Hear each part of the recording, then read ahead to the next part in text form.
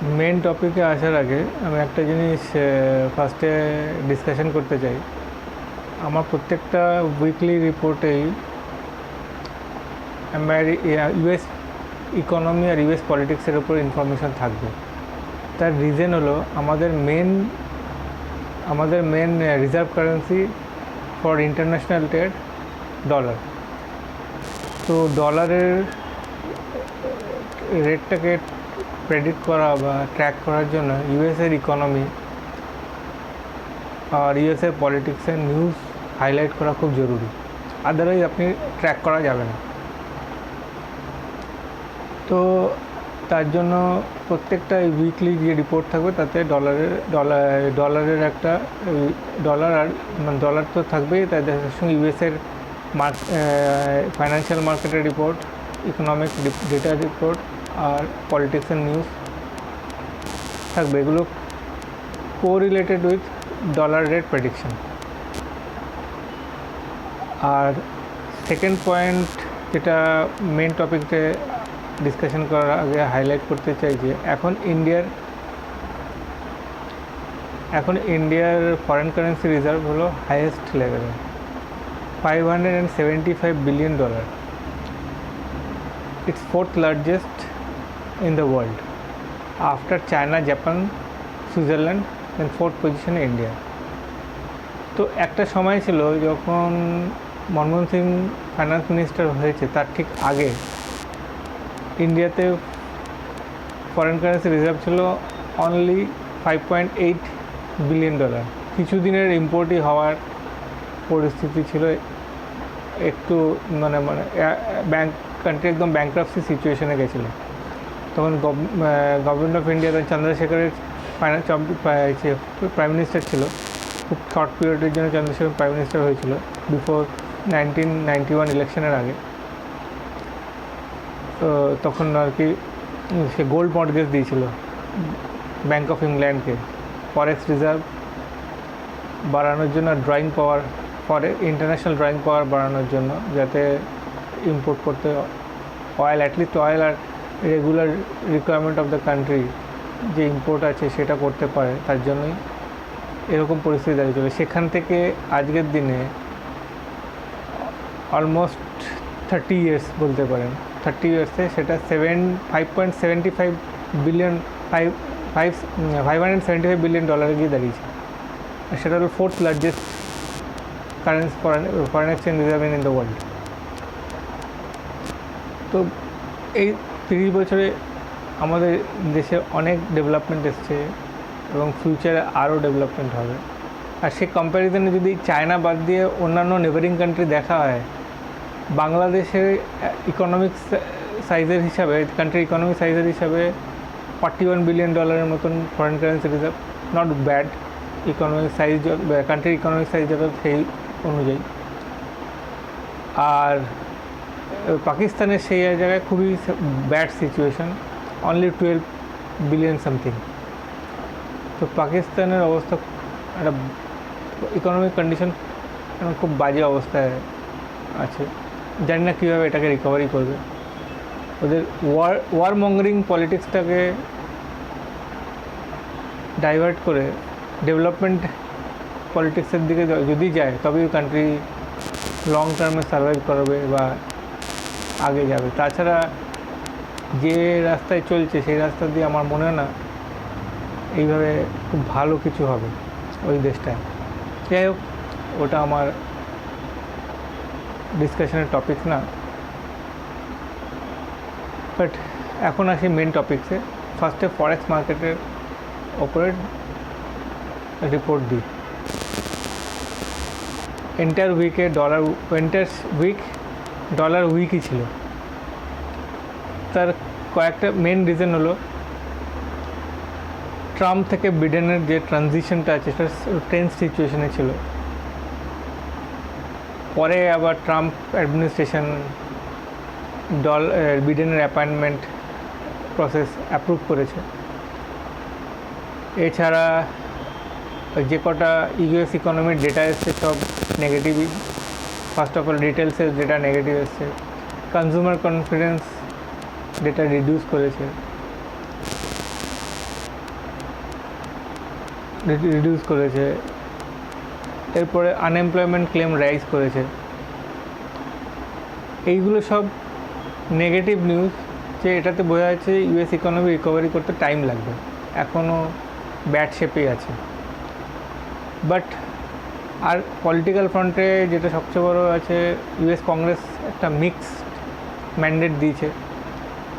সবচেয়ে বড় ইস্যু হলো হয়তো বিডেন প্রেসিডেন্ট হয়েছে, কিন্তু ইউএস কংগ্রেসের মেজরিটি আছে রিপাবলিকানদের, সেই জন্য বিডেনকে যে কোনো পলিসি পাস করতে গেলে রিপাবলিকানদের সাথে নিয়েই করতে হবে, আদারওয়াইজ বিডেন শুধু ডেমোক্রেটের ওপর ডিপেন্ড করে পলিসি পাস করতে পারবে না। সেদিক দিয়ে ইন্ডিয়ার দিক দিয়ে একটা পজিটিভ সাইন হলো, অ্যান্টি ইন্ডিয়ান কোনো মানে পলিসি ইজিলি বিডেন পাস করাতে পারবে না। রিপাবলিকানদের যে স্ট্র্যাটেজি ছিল হয়তো অনেকটা সেই লাইনেই বিডেনকেও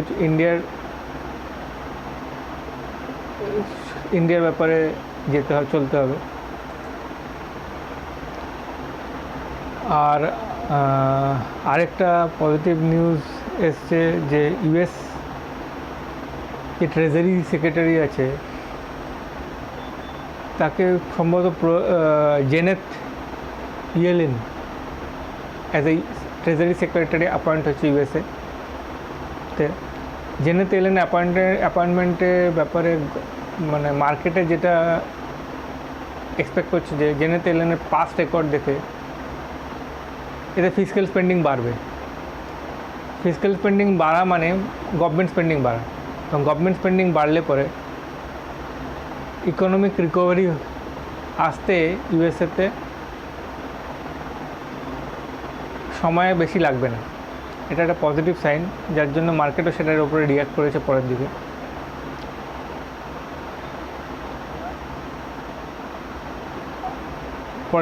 রিঅ্যাক্ট করেছে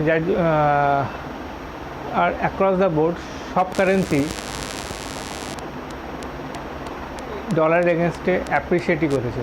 ইন্ডিয়াতেও দেখা গেছে যে আইএনআর অ্যাপ্রিসিয়েট করেছে ডলারের এগেনস্টে থ্রু আউট দ্য উইক।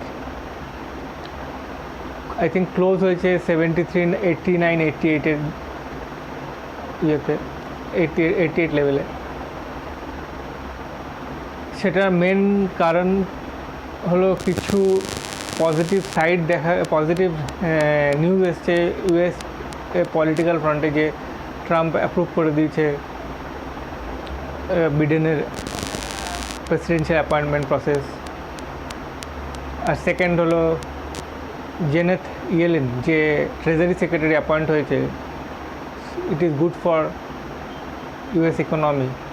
তো যার জন্য নিজের মানে ফরেন ফান্ড ইনভেস্টাররা মানে ফরেন এফপিআই ইনভেস্টাররা কী করে, যদি কান্ট্রি যে ডলার মানে majority foreign financial institution investor ইন্ডিয়াতে ইউএস বেসড, যদি নিজের কান্ট্রি সেফ থাকে তখন ওরা কী করে ইমার্জিং মার্কেটগুলোতে ইনভেস্টমেন্ট বাড়িয়ে দেয়। তো যার জন্য এখন ইন্ডিয়াতে লাস্ট উইকে decent amount of foreign FPI investment pump হয়েছে equity market as well bond debt মার্কেটে। ওভারঅল তার জন্য মার্কেটে ক্যাপিটাল ইনফ্লো বেড়ে যাওয়ায় রুপি স্ট্রং হয়েছে, বাট সেটাকে একটা লেভেলে আটকে দিয়েছে আরবিআই ইন্টারভেনশন। আরবিআই ক্রমশ ডলারের রিজার্ভ বাড়াচ্ছে, যার জন্য আরবিআই মার্কেটে পারচেস করার জন্য রুপি বেশি অ্যাপ্রিসিয়েট করতে পারেনি, আর আর ওভারঅল মার্কেটের যে ডেটা এসছে এখন অবধি তাতে দেখা গেছে নভেম্বর মাসে 60,000 crore, almost 60,000 crore FPI investment Indian মার্কেটে হয়েছে, সেটা ইকুইটি অ্যান্ড ডেট দু জায়গায় মিলে।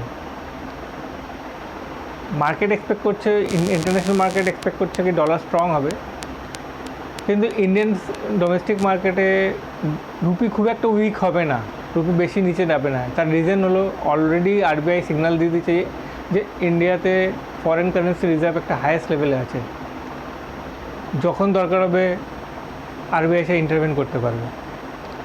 আরবিআই ডলারকে বেশি ফল করতে দেবে না। তো একটা নেক্সট কাপল অফ সিজনের জন্য একটা এক্সপেকটেশন করা যাচ্ছে যে ডলার 73.50 থেকে 74.50 মধ্যেই রেঞ্জে ট্রেড করবে। এক্সপোর্টার ইম্পোর্টার দুজনেই চান্স পাবে হেজ করার।